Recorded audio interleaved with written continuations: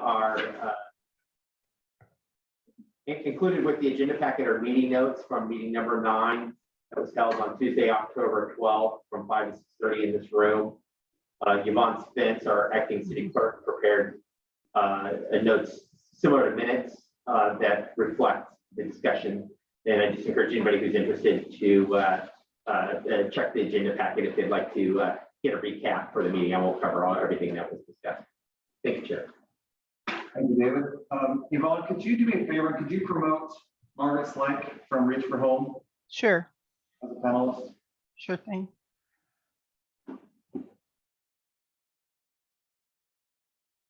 Margaret's on the attendee list too.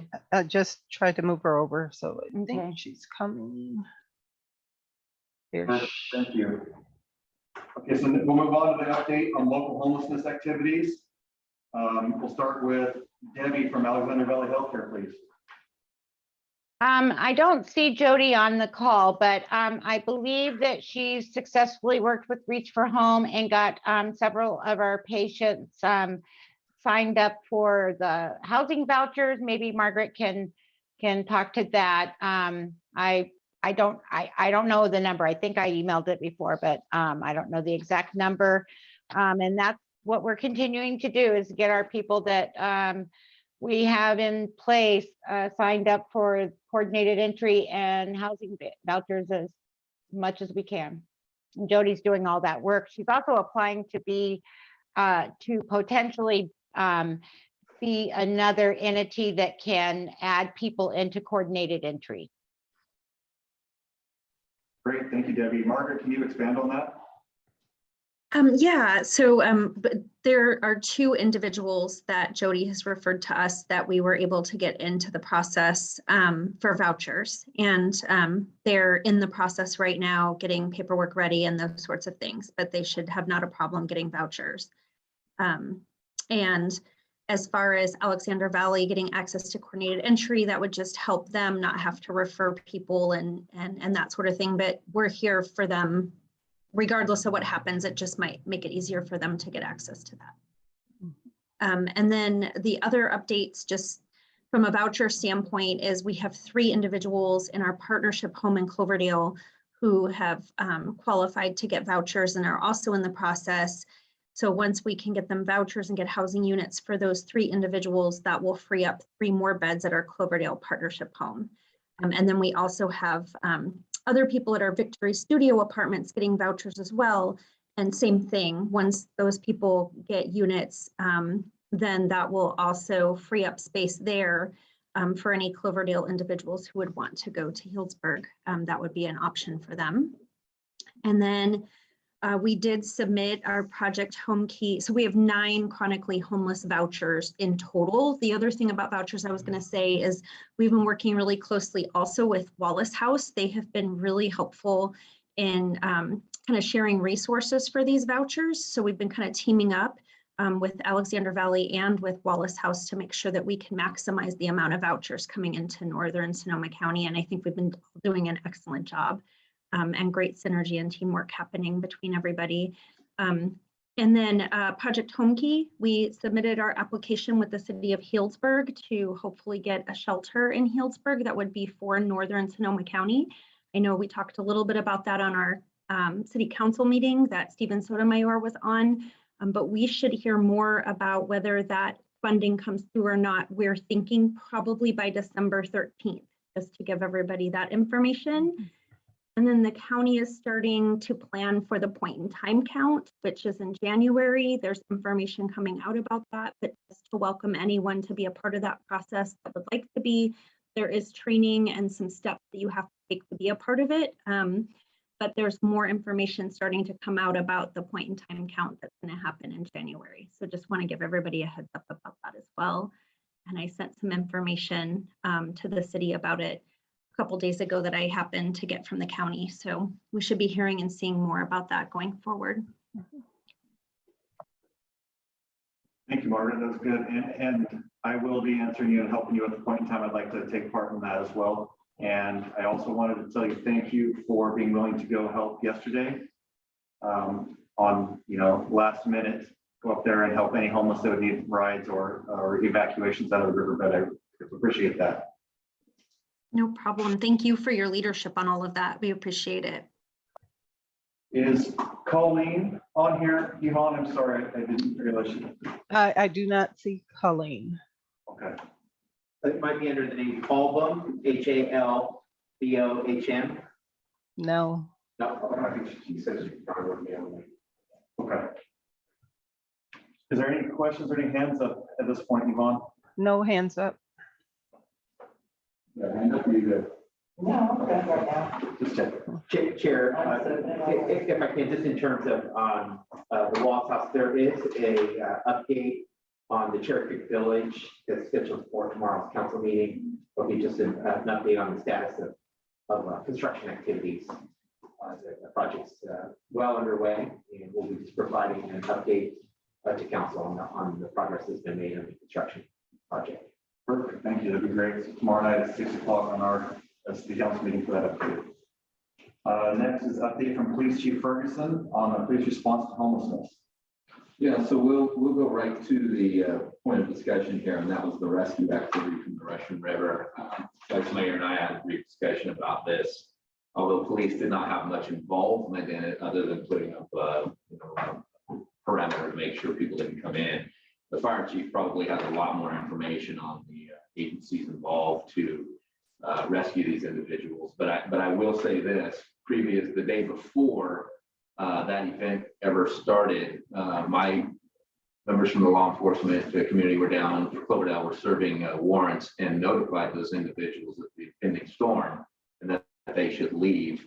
We did try to do our best to give them a heads up that they needed to go.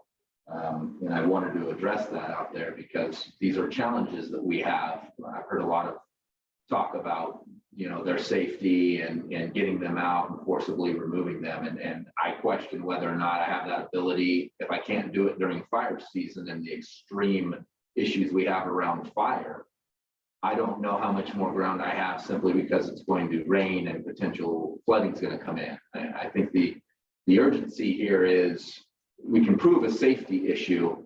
The question now is, where do we go from here to avoid any of this, not just for rainy, floody seasons, but also the fire season, where it's extremely important to not have them on the riverbank. And right now we're hamstrung because we don't have the legal authority just to remove the encampments based on its face. And so that's really where this challenge is going to come in and where we need to work together to try to come up with this solution. And I think however we need to do that, we need to really cite this case as a safety example and preventative measure. But other than that, I'm going to jump in real quick. Unless there's any questions we want to address on that particular issue, we'll move on to some of our other activities. But if there's any questions regarding the rescue on the river, I don't know if Chief Jenkins has input that he'd like to discuss on that. I would love to have Chief Jenkins give an input on that and maybe an idea of how many people were involved, costs, things along those lines, so that we can get a better perspective of what it really takes to rescue a couple of people that refuse to leave, knowing there's going to be a safety emergency. Yeah, can you guys hear me? Yes. Yes, sir. Yeah, so we did the same thing. We had some concerns the day before. We drove there the afternoon. It appeared early the afternoon, the day prior to the rescue, that most of the people had vacated the area. You could still see encampments out in the center of kind of the island that ended up flooding. Their belongings were there, but people were not. It appeared that most people kind of moved to town. But then the morning of the rescue, it was a very kind of technical and challenging rescue just due to the fact of the water was rising so rapidly. Initially we made what we call shallow water crossing, where we use some poles and we kind of operate in a team of three, and we kind of anchor each other, lock arms, we hold pressure down, we move across the swift water in kind of a circular pattern.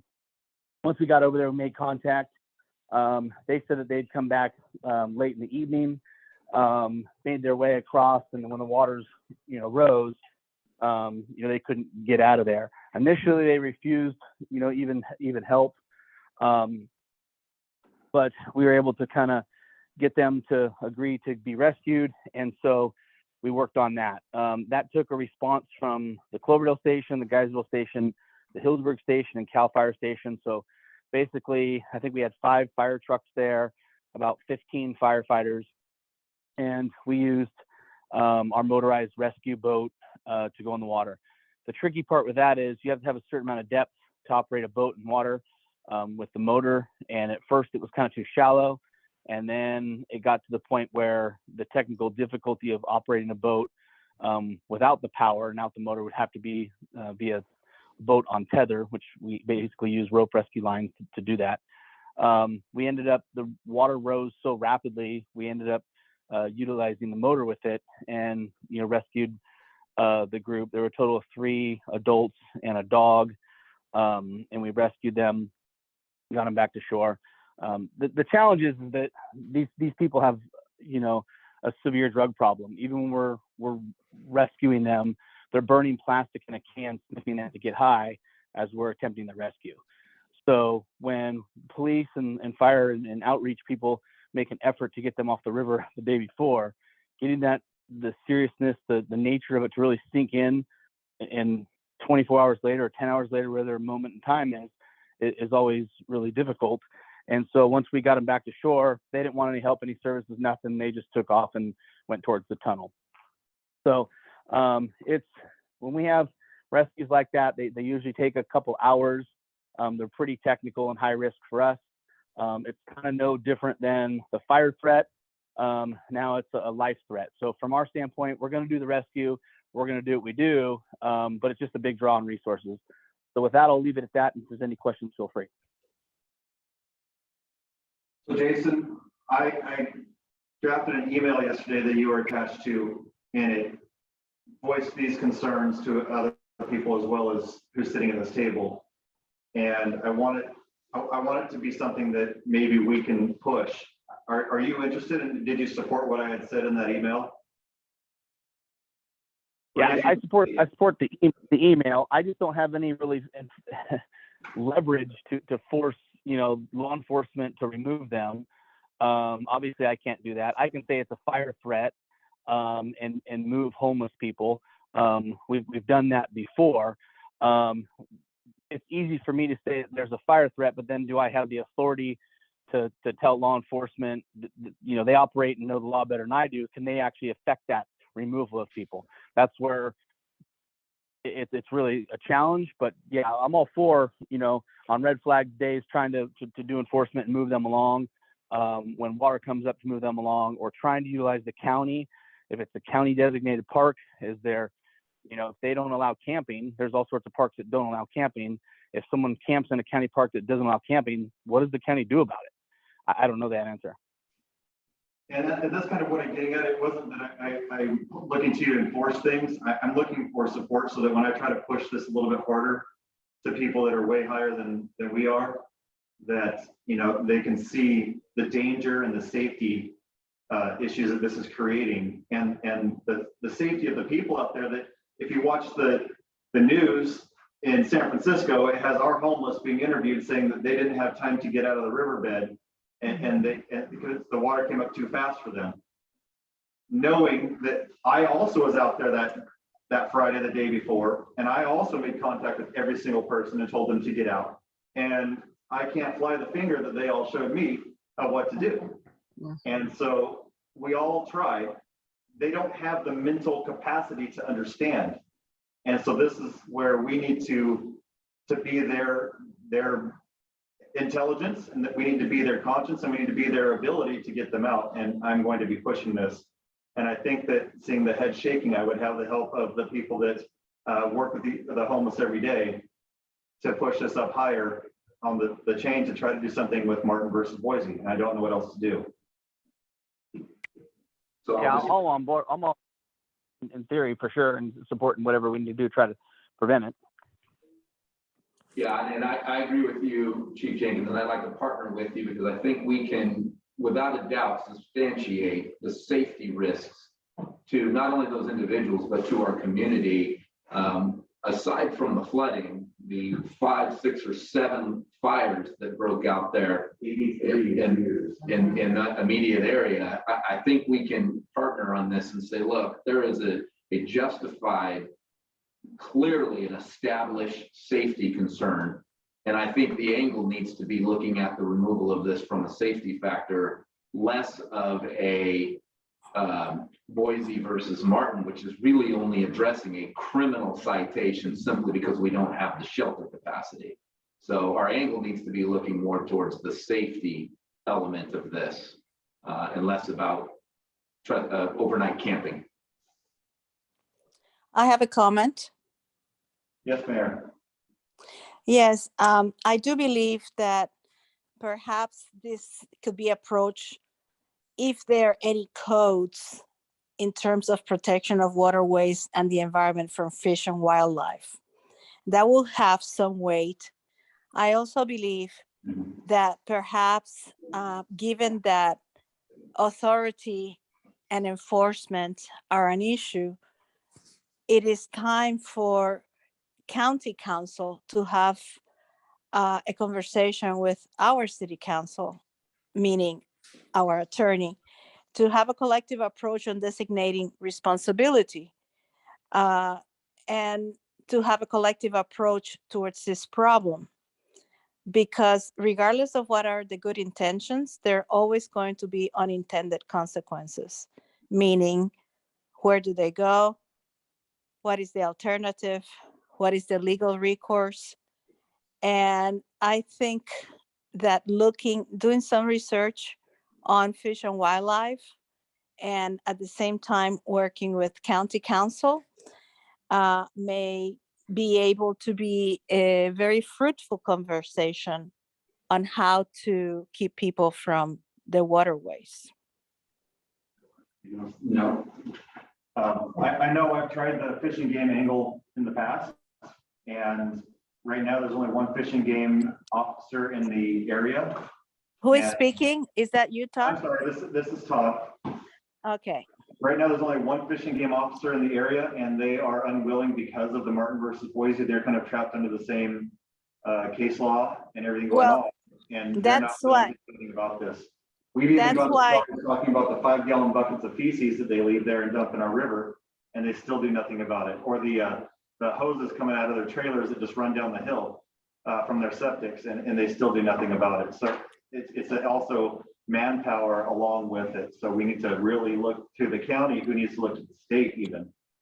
Well, we don't have the power to push them, but I think county council and even board of supervisors may have more of an impact.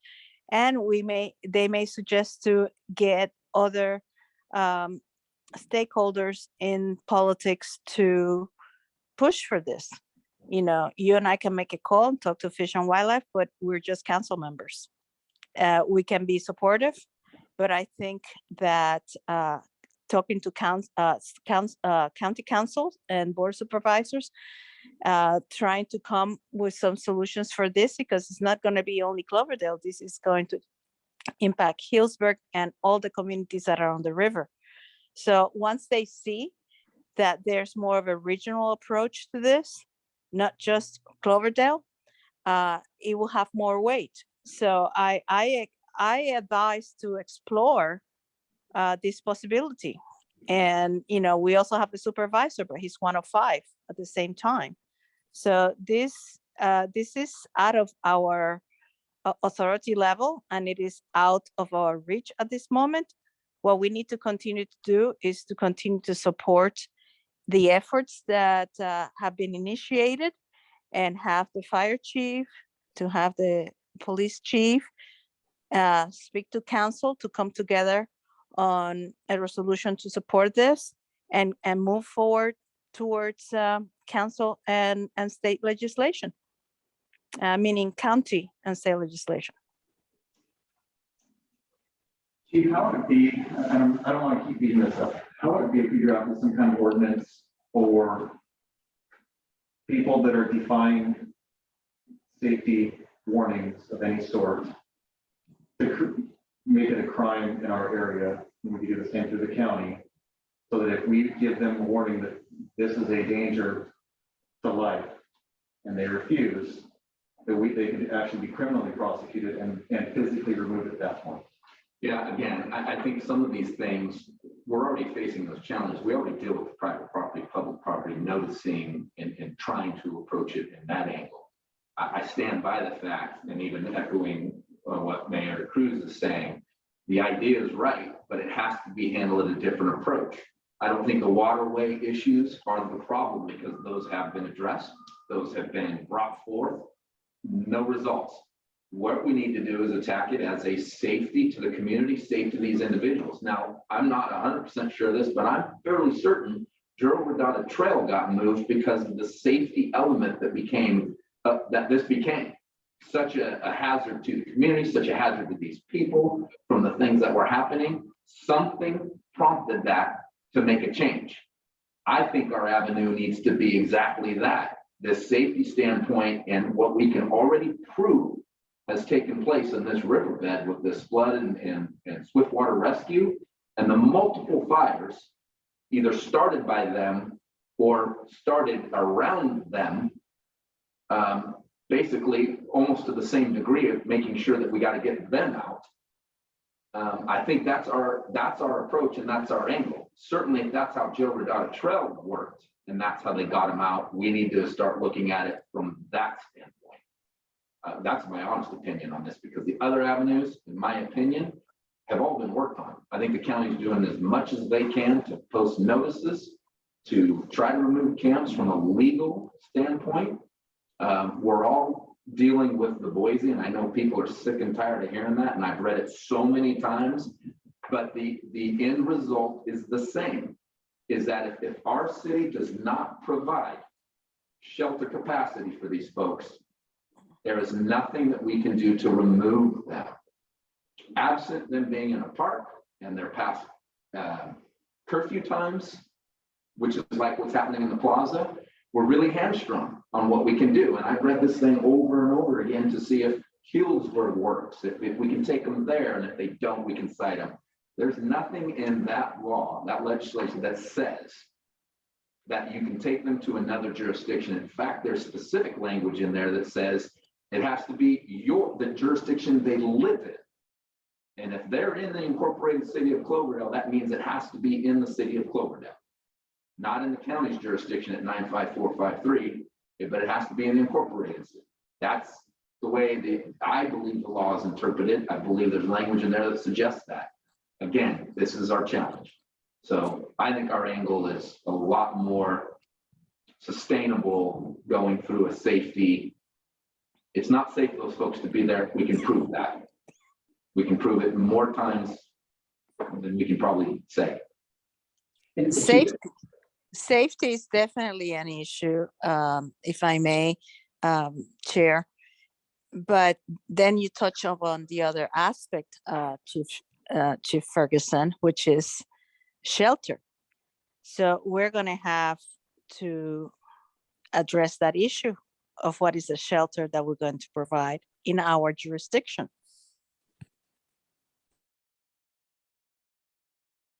Sean, I'm just going to follow up on your comment, and I think it's an important one.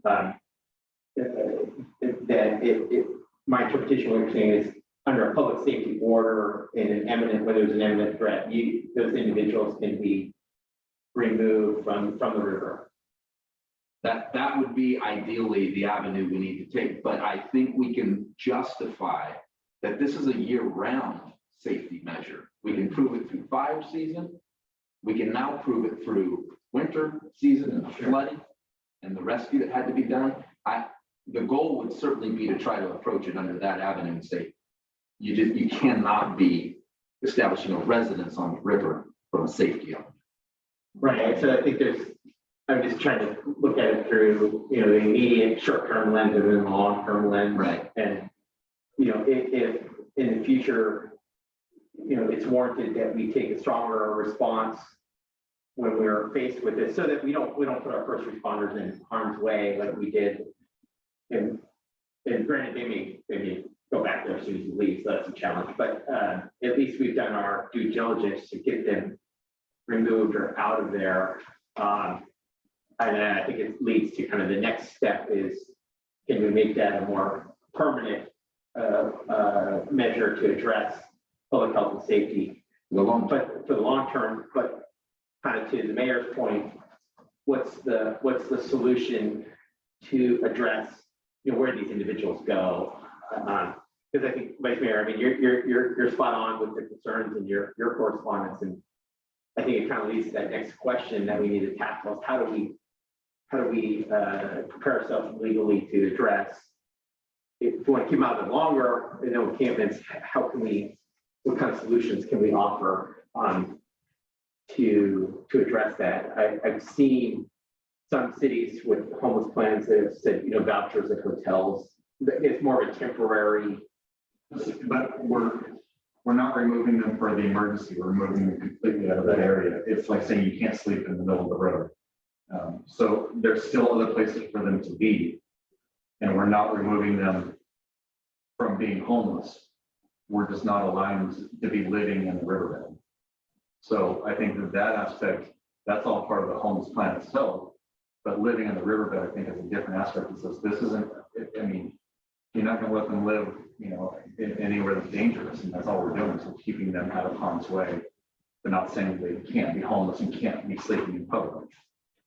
I saw, I'm not sure which city it was, but part of the way they address that is through an ordinance of identifying what are those areas that are deemed unsafe.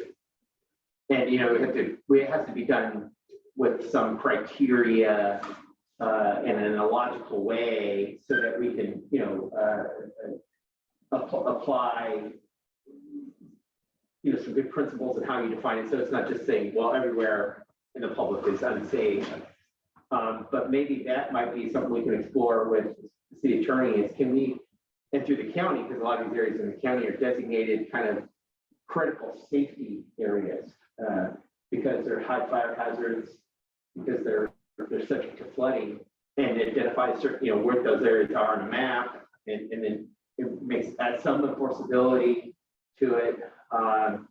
And at least you can remove them or ask them to require them to be removed from those areas, not to say that they couldn't camp on other public areas, which might be an outcome, but at least the high hazard zones we might be able to enforce.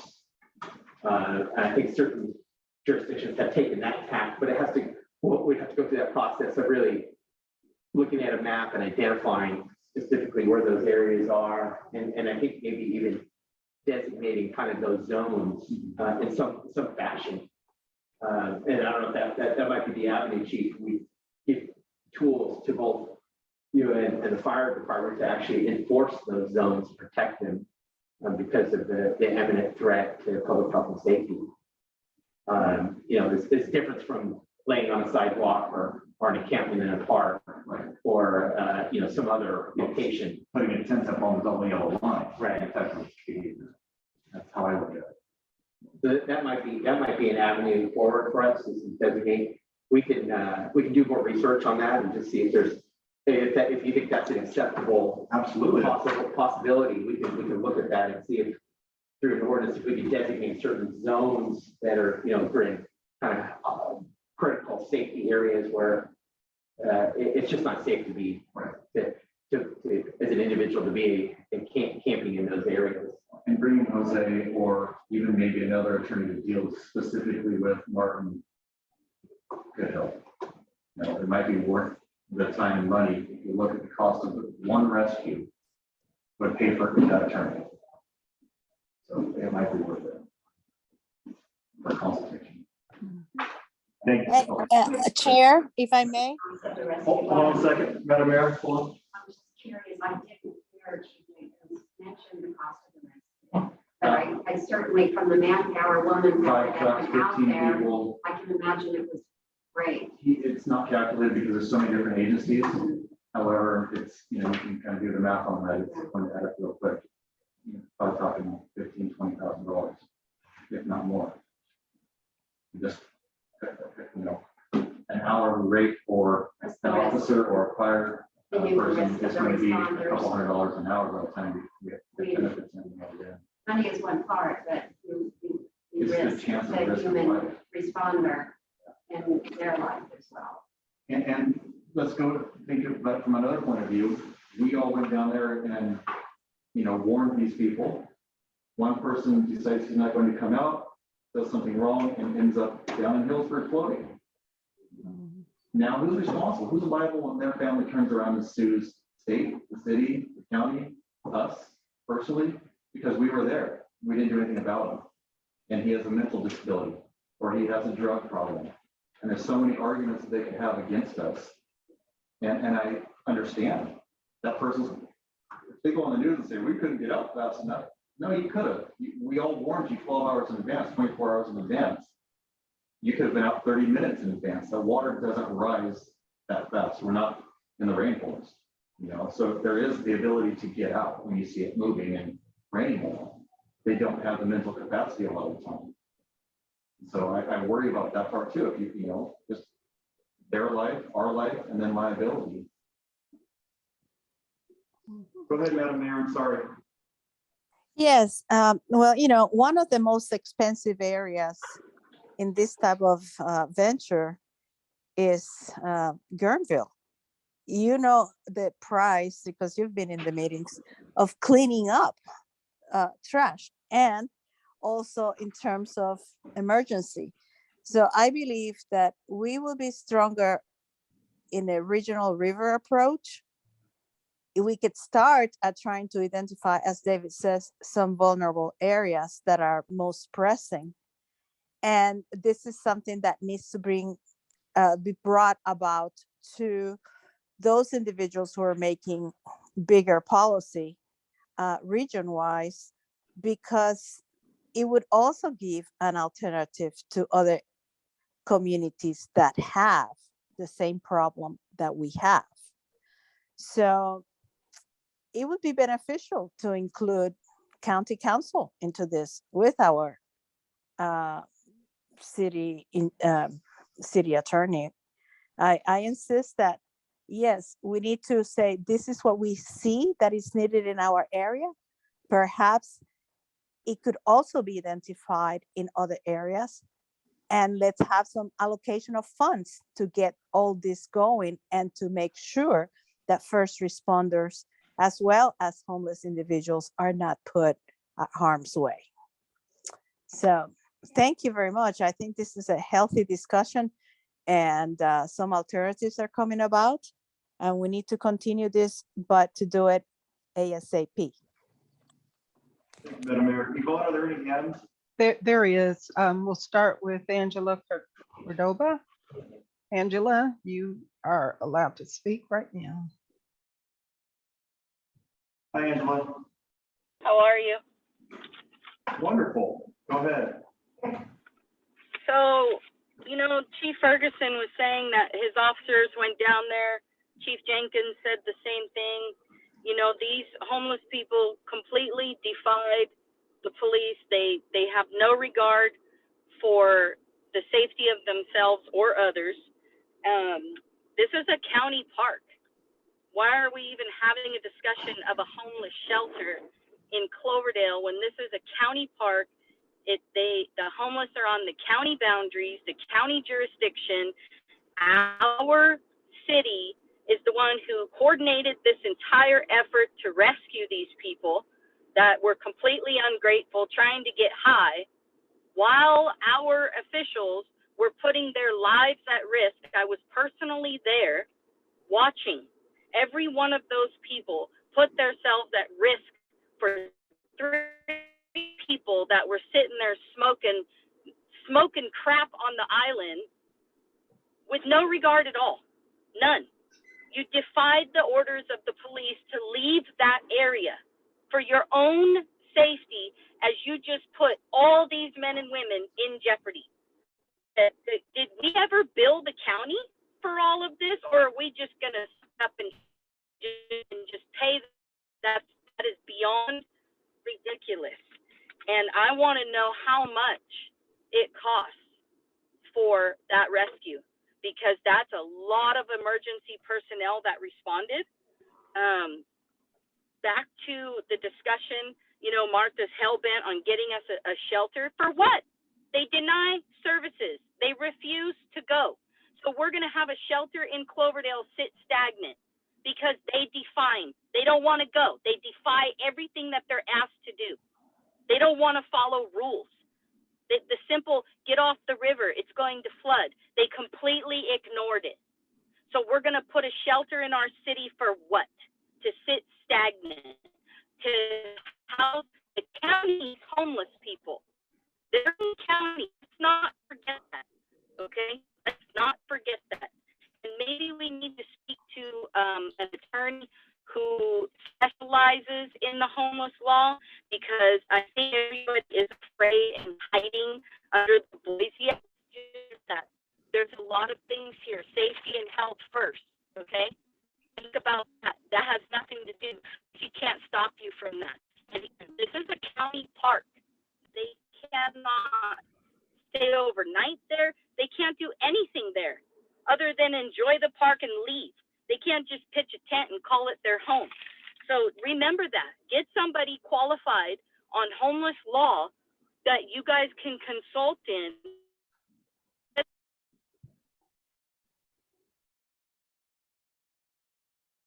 Us Thank you, Angela. I think we lost you. what the law is, not sit here and All right, thank you, Angela. I appreciate get it. on here.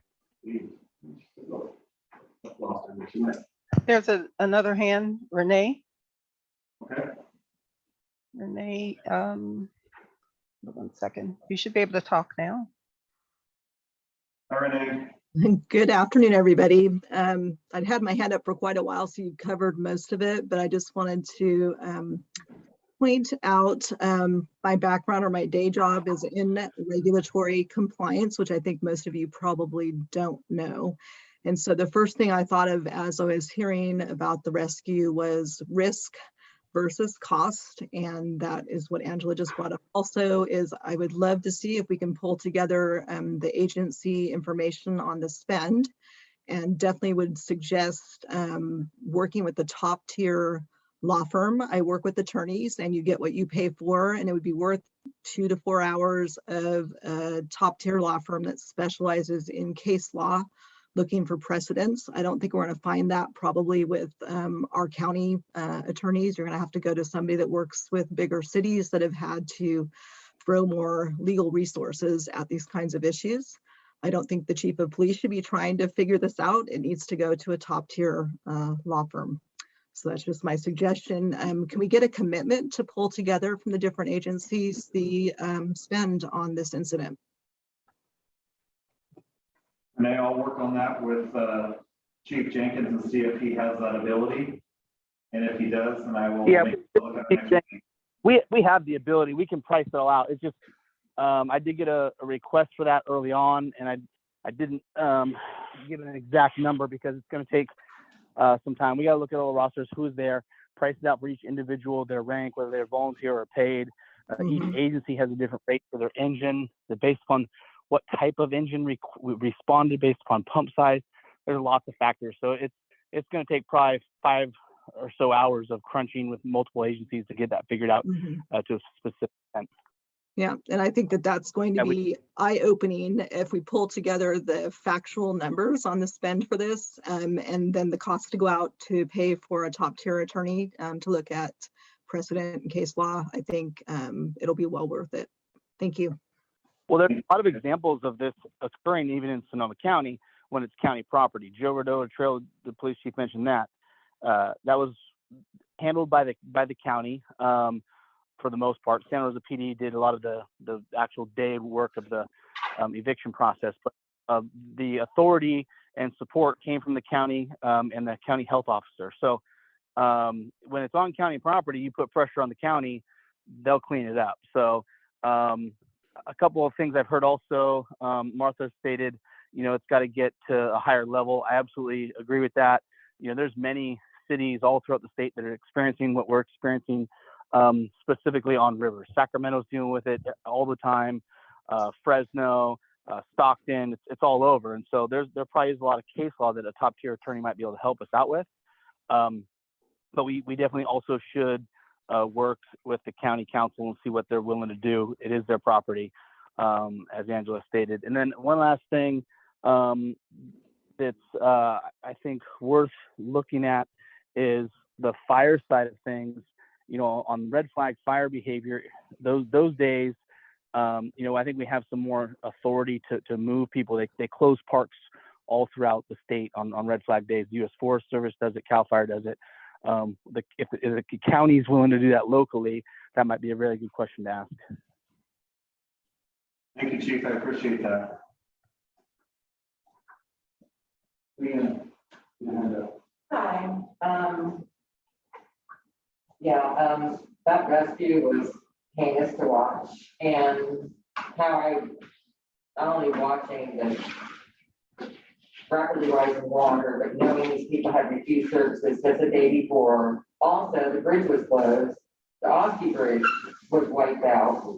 I was stuck on the side of a mountain, taking care of my 86-year-old mother with no exit route. Okay, so that's a hazard thing. Martin v. Boise, and I won't even talk about all the videos I took of all the fires down there. There was 11 in June, the second one. Martin v. Boise doesn't only affect the state of California, it affects like 6 other Western states. And it just basically says that people aren't allowed to sleep or camp on public property where local jurisdictions do not provide enough shelters based on housing. So this is the problem with that. What's public property? We know we have public property, county property, private property over there. What is the definition of a jurisdiction to provide housing or space? But it sounds like we have been offering shelter to these people. So what if they refuse? Then what? What are you going to do? Just let them stay there, which is what you actually had to do. And what happened? We had to have rescue workers go out there. Resources were totally tapped out. If there was another emergency by an actual tax-paying, law-abiding citizen, we had no resources to actually help them. How many emergency calls went out during that time that we were rescuing these crackheads off the river? I'm just saying. I understand this process way too well. Having volunteered for a privately funded homeless outreach organization, which means we got no government money and we were able to help more people because we brought in the human element. I don't know. I'm like, I can't even feel my arms right now. I get so anxious coming here to try to talk about this because there are people suffering. And it's not just our citizens, it's those people that don't have the mental capacity to make a conscious decision about their own safety. Also, the one thing about Martin v. Boise, I know law enforcement agencies are just in a scramble to try to figure out what they can do and actually can't do. But there is a hazard exemption within that written out. So that's like Chief said, that's what we need to look into. Also, Chief, I'd like to talk to you after. I've got another concern about drug dealing on the east side of the river. I don't know who to call to deal with it, but we all just want everyone to get the help they need. And we want to have a safe community. That's it. Thank you. Thank you, Leanne. Any other hands, Yvonne? No other hands. Anyone else want to comment?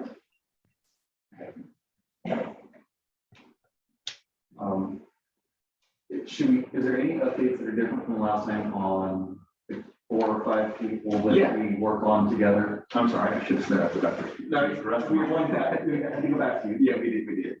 So like I always do, I give a little bit of status on what we've done, our activities, Plaza, whatnot. So since our last meeting on October 12th, we had 27 different homeless related calls in the city, as well as 40 different times where we did foot patrols, made contacts, or went out with subjects in the plaza alone. In those calls, 11 of those were for the female individual who the group has been trying to help and really trying to put the effort forth. Obviously, it's not as quick as we'd like it to be because here we are again, 11 more calls on this person since October 12th. That individual was arrested for narcotics possession last Friday. And then the following Saturday was taken again for a mental health crisis. So that's 8 times since January of 2020 that we have tried to force the hand of the county to address this person in crisis. And then our only recourse, unfortunately, is the day before when the person's in possession of narcotics. You know, we don't have a lot of options there. I think one of the most frustrating things about that situation is prior to Prop 47 passing, this person, that would be felonies, and this person would be subject by court order to get appropriate treatment for the drug and alcohol situation. That's not an option anymore. So what you end up getting here is most likely a citation. We take possession of the controlled substances and book them, and that's the extent of it. And then the following day, we have a mental health crisis, and we end up taking the person, hopefully seeking some kind of resolution. But again, although I haven't seen the individual today, but I have a belief that they're right back out on the street. So, you know, it's just this, I know we're doing our best efforts. I was a little frustrated on our last meeting when the team, Margaret especially, thank you, have done so much to try to put this person where they should be, only to be told they don't qualify. And it blows my mind. But here we are again, and I imagine the numbers will continue to rise, and we'll be hearing about it next month. So that's really the end of my report. If anybody has any questions or anything, you know, I'll be more than happy to answer what I can. Margaret, I see your hand. Go ahead. Yeah, Chief Ferguson, thank you so much. I'll send you a more detailed email with an update that I have. But the county is coming up there again, and this person is on a wait list for an appropriate bed at Sam Jones, which, because of the rain, there isn't one, and it needs to be a bottom bunk. You know, there's some other things. So there's a couple of different things we're working on. The other thing is that I have been in the contact with the county, and our plan B, when appropriate, is greased. So anyway, just want to let you know that I have some updates that might drive our next conversation when we meet again. Great, thank you, Margaret. Yvonne, any other hands? No other hands. Anyone else? They don't have anything. Oh, we have a few now. Okay, so we'll start with Tasha. Tasha, you may speak now. Hi. Hi. Hi. So I just wanted to say that, let you guys know that the people that are in the room, it's really hard to hear you when you're talking. So I don't know if there's some way to fix that, but just wanted you to know that for future reference. Also, you know, I have taken my kids down to the river on various times throughout the year. There was one time we went in the summer, and there was like a ton of trash down there. And I know that that has kind of been something that we've been talking about, and about that washing down the river. I did at that time go to the police station right after that and mentioned it to them. And it was like, that's not our problem. That's the county's problem, or that's the sheriff's problem. And I think we've, as a community as a whole, you know, I know that this is out of the jurisdiction of the city, but I think that there needs to be a point where we stop pointing fingers and pushing people off to other agencies, and because there becomes a disconnect. And I think that is a serious problem. There's a disconnect with what is going on with the environment. There's a disconnect that's what's going on with safety. And as we keep doing that, the disconnect gets bigger and bigger. And that, you know, now we're seeing this problem that we're dealing with now. Who goes to save these people? Whose responsibility is it? Who pays for it? Whose safety is being compromised? All of those things are a funnel of that disconnect. And that is a serious problem. And so I think if, you know, I'm my brother's keeper, if our agencies can start acting like that, then maybe this kind of thing won't happen again. You know, it's all our responsibility. If if the city is going to have a walkway along the river, then that's partly their responsibility to help, you know, take care of that. I also, you know, feel like when there's a fire and we have to evacuate, there is no question. You must evacuate your home. That, there is no, oh, well, they're saying no. It's, you must leave. There is no, okay, you can kind of stay. In this kind of environment along the river, that just should not be an option. If people have to evacuate their home, which is in, possibly a safe area, even though the fire may not be close, these people should have to leave the river. The river water is, just like fire, is unforgiving. It's within minutes, things can change, and we all know that. And so I don't understand why the safety and the process of evacuating people for a fire is any different than it is for people who are choosing to camp along the river. That is, it's the This same is Chief thing. Jenkins. Same thing. Sorry to interrupt, but that is not entirely correct. We do not have the authority to force someone from their home during a fire. We tell them we do, and we scare them too, and if they refuse to leave, we send their dental records. But you have the right to stay at your home and defend it, and many people do choose to stay. Okay, so that's good to know. Thank you for clarifying that. I had no idea. I think most people look at it as that we are forced to leave. We must leave. And I think a lot of people— Someone in the right mental capacity, yes, they will. Right. And I saw that someone posted that they had an evacuation sticker for their house during that. So I want to thank you for having those, and I plan to go get one should that kind of thing happen again in Cloverdale. But I'm just saying, we're under that assumption that happens. I mean, this is on a river. They're not in a home. This is much more dangerous, I think, than that in a way. They are, out in the environment, in the middle of a river that is going to rise, within an hour or so. Anyways, that's kind of where my issue lies with this at this moment. And I look forward to continue coming to these meetings just to see how it progresses with this issue. Thank you for your time. Thank you, Tasha. Tasha, Chief Ferguson, I just want to address one thing too about the disconnect, and we're probably going to disagree a little bit on this because I have firsthand knowledge of being here and being present and working on these issues.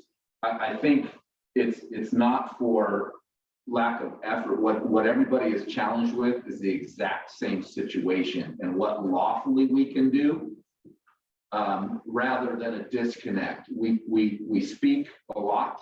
I've had conversations with our fire chief, with the county. If the county could do something, trust me, they'd be up here doing it just like that. So would fire, so would Fish and Game, so would Cloverdale Police. And the reason that I believe it's more about the issue of nobody is able to move because we're all facing the same challenges, because Cloverdale was out there on that river, Cloverdale Fire, Cloverdale Police, even though it wasn't necessarily in our jurisdiction. So the collaborative effort will remain. It's the challenge that is also remaining that makes it very difficult for this. But I really would hope that you not think that there's a disconnect, that we're not communicating to resolve these issues. I think it's quite the opposite. And I think Cloverdale is making great strides in trying to work with county officials and even legislators for that point to try to get this resolved. So I just wanted to clarify. Yeah, Chief, I couldn't agree with you more. I think that's very well said. I worked on this same type of project in the city of Santa Rosa for a couple of years, and it was my primary job. And we just constantly hit roadblocks after roadblocks after roadblocks. And I got to the point where it's like, I feel that through the League of California Cities, the county governor or county board of supervisors association, state officials, that's where the change has to be led, because every city's dealing with this and we're going nowhere. This has to be handled at the very high up levels. And so my recommendation is always get it to city managers, get it to the League of Cities, get it to the county and state elected officials, and see if they can do some things that the cities can work together as a huge collaborative voice. Because little one-off cities trying to tackle this, I haven't seen really many places throughout the state of California where they've been successful. Now, they can put a ton of time, energy, and resources into moving a homeless encampment. But even that takes usually about 60 days to move a homeless encampment that you see pop up in the city of Santa Rosa, with, you know, probably I would say anywhere between 30 to 50 people working on that. So it's incredibly difficult to be successful in the lane. But if we could get more help from higher up, which what Martha was saying, a lot of people are saying the same thing. We need to get there, kick it to the right authorities, and I think we can maybe hopefully gain some ground, but it's going to be a challenge. You know, Chief Jenkins, thank you very much for highlighting the League of Cities. This is something that every council member has to take to heart. Right now, both Councilmember Bagby and myself have been appointed to different legislative committees, and I am on one with community services that addresses the issues of homelessness as well as many other things that have to do with community services. And the more of a voice that we have in the region and in the state, the greater results that we bring about. I need to say that it was the League of Cities that instituted the segment of rural cities that we fall under. And we have to thank Bismarck at the League of Cities and Councilmember Bagby, because our issues are very different from the big cities and the larger cities where the blanket policy applies, but not to us. And due to this activism and this legislation is that many of the changes have come to small cities. So thanks again. And I know that we're gonna see Vice Mayor Lance in the League of Cities soon. Any other comments, Yvonne? Yeah, there's another hand up, Angela Cordova. Go ahead, Angela. Is Debbie Howell still on this meeting? No, She's not on the meeting? she was, but she's left. Yeah, I have a question for her regarding how her health center vets these clients, if you will, for their prescription use, because that seems to be a big problem as well in the homeless community. From the homeless people that I talked to, they have made comments that it's very easy to get prescriptions filled in Cloverdale, meaning that they don't have to do very much with the doctor to make that happen. So I just kind of wanted to discuss that with her. Angela, send me an email and I will reach Discussion out, amongst the and if we homeless. need to, we'll put it on as a topic. Thank you. Absolutely. There's one more hand. It is Jody Kane. I couldn't hear anything you said. No, we're going to the next person, Angela. Thank you. I just wanted to acknowledge I'm not on the panel. I'm representing Alexander Valley. So this is Jody Kane. I'm the behavioral health case manager here. So just want Yep, I just wanted to make sure Debbie stepped away and wanted to let you know that I am present. Gotcha. No other hands? No more hands. Great. Any closing comments? Our next meeting is scheduled for December 14th at 5 o'clock in the library here. Is that okay with everyone still? Good. So December 14th, 5 o'clock, Cloverdale Library or on Zoom.